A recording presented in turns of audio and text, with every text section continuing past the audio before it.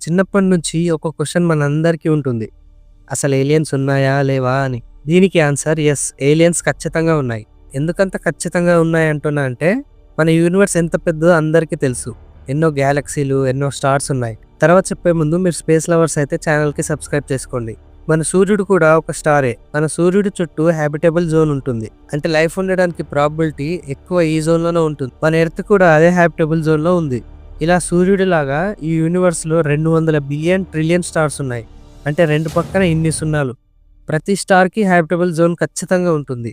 ఆ హ్యాబిటబుల్ జోన్‌లో ఏదైనా ప్లానెట్ ఉంటే అక్కడ లైఫ్ ఉండడానికి ఛాన్సెస్ ఎక్కువగా ఉంటాయి. మరి ఏలియన్స్ ఉంటే ఎందుకు మనకింకా కాంటాక్ట్ అవ్వలేదు అనే డౌట్ రావచ్చు. అది ఎందుకంటే కొన్ని స్టార్స్‌లో హ్యాబిటబుల్ జోన్స్‌లో ప్లానెట్స్ ఉండవు. ఇంకొన్ని స్టార్స్‌లో ప్లానెట్స్ ఉన్నా గానీ ఇంకా లైఫ్ పుట్టకపోవచ్చు. ఇంకొన్ని ప్లానెట్స్‌లో లైఫ్ ఉన్నా గానీ ఇంటెలిజెన్స్ ఉన్న ప్రాణులు ఉండకపోవచ్చు. ఇప్పుడు కొన్ని ప్లానెట్స్‌లో ఇంటెలిజెన్స్ ఉన్న ప్రాణులు ఉన్నా గానీ మన అబ్జర్వేబుల్ యూనివర్స్ కంటే దూరంగా కాంటాక్ట్ అయ్యే స్థితిలో ఉండకపోవచ్చు. ఏదో ఒక రోజు మన సైంటిస్టులు స్పేస్‌ని ఎక్కువ ఎక్స్‌ప్లోర్ చేసి వాళ్ళని కనిపెట్టే ఛాన్స్ ఉంది. ఏలియన్స్‌ని కలవాలంటే ఇన్ని పాసిబిలిటీస్ వర్కౌట్ అవ్వాలి. అప్పుడు మనం ఏలియన్స్‌ని డెఫినెట్‌గా కలుస్తాం.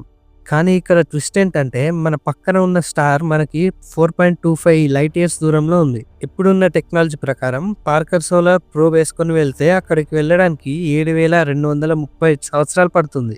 ఇలా అయితే మనం ఏలియన్స్‌ని చూసినట్టే. మనకన్నా అడ్వాన్స్ టెక్నాలజీ ఉన్న ఏలియన్స్ ఉండే ఉంటారు. వాళ్ళే ఏదో విధంగా మన ఎర్త్‌ని కనుక్కుంటే అదే హ్యాపీ.